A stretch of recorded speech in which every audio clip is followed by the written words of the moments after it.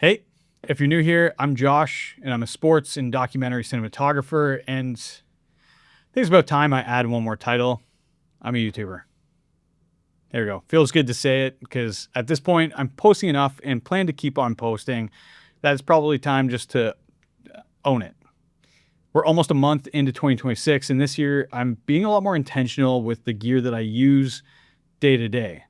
And there's two big reasons for that. First off, I'm still working in small crews or really no crews at all. Most of the time, I'm a 1 to 3 person operation. And once you're loading in large light cases by yourself, your body lets you know pretty quickly. Second, and more importantly, I need to be intentional with my business expenses this year because I've got some pretty big life changes coming. So the plan is to sell off a chunk of gear and replace it with equipment that I know will get used on almost every production. It's smaller, lighter, packs better, and it's still super versatile. So today I just wanted to ramble and walk through some of the kit changes that I'm planning on making heading into the rest of the year. So let's start with grip. Back in 2024, I bought an innovative cart, and it's been a complete lifesaver.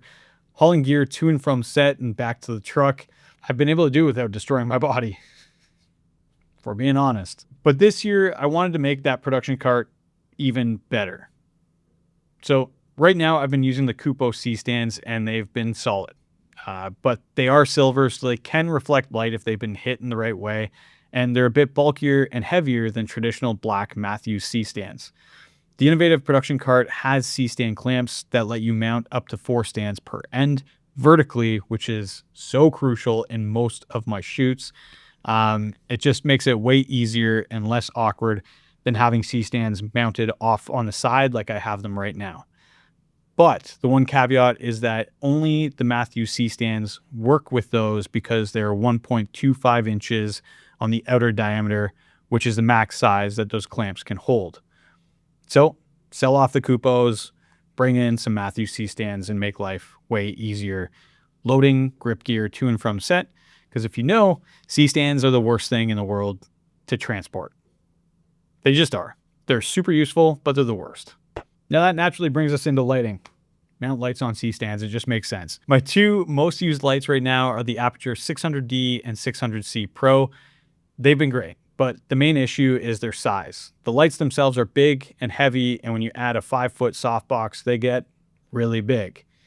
When you're shooting in hockey dressing rooms or other tight spaces, that setup can just quickly become more light than the room can physically handle. So I'm planning on replacing them with the Aperture 400 and 700X, which have gotten a little bit smaller with a lot more punch.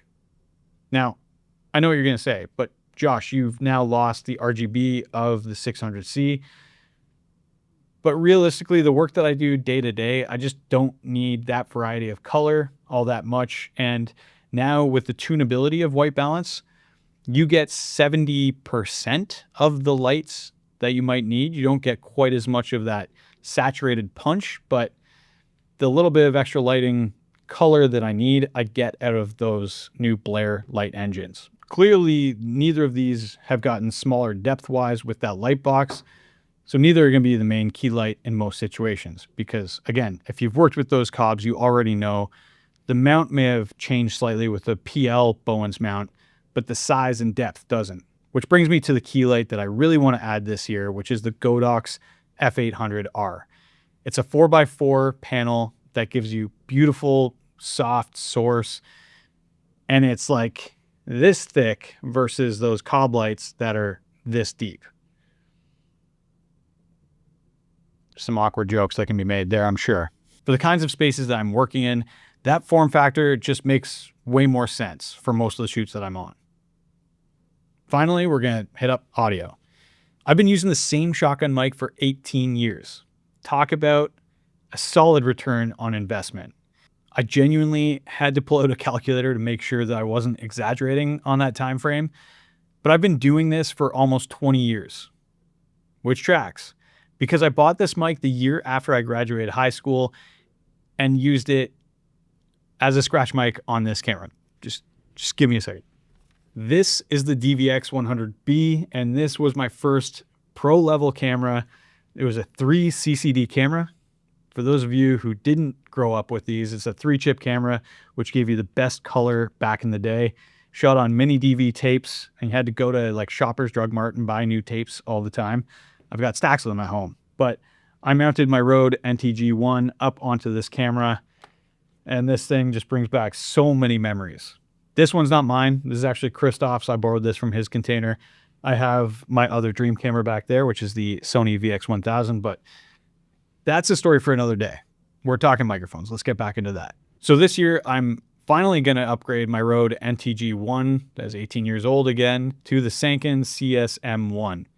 Now, I know the popular choice for most documentary camera operators is the Sennheiser 416, and it's an incredible mic, but the size of the CSM1 is what really has me gravitating toward it. When I use it as a scratch mic on my FX6, it won't creep into frame when I'm shooting ultra wide, which is something I deal with more often than I'd like to admit. So at the top of the year, that's where I'm at. I do need to actually sell some of this older gear before I can even think of buying anything new. Because like I said, life changes are coming. And obviously, like as a filmmaker, there's always new gear coming out, and there's other nice to haves, not need to haves, that I have on this list. Like I really down the road, I'd love to pick up the Fuji XE5 as a kind of documenting BTS camera, just something that you can sling on your back. It's a little rangefinder style body. That thing just seems like such a cool little camera. Again, like I can use it bike packing. I can take it on camping trips and doing family stuff. And I think that'll be a really cool camera to have down the road. But it's not something that I'm looking at right at the top of the year. What else was there? There was, I had a list. Of stuff. Oh yeah.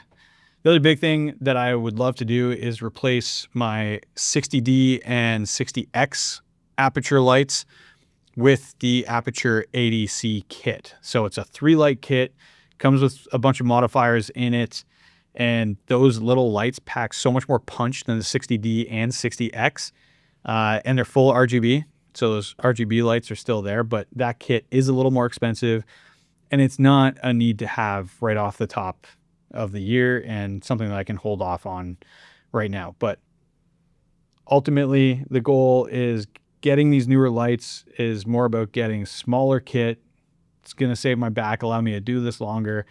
But again, I have to make sure that I can sell off some gear to make room for new gear. That's the mantra for the rest of the year. Anyways, do you guys have any gear that you're looking at buying this year? This was a bit of a rambly video. Let me know down in the comments below if there's like that one piece of gear that you really want to get this year to make your life easier. But those are mine, and we'll see you next time.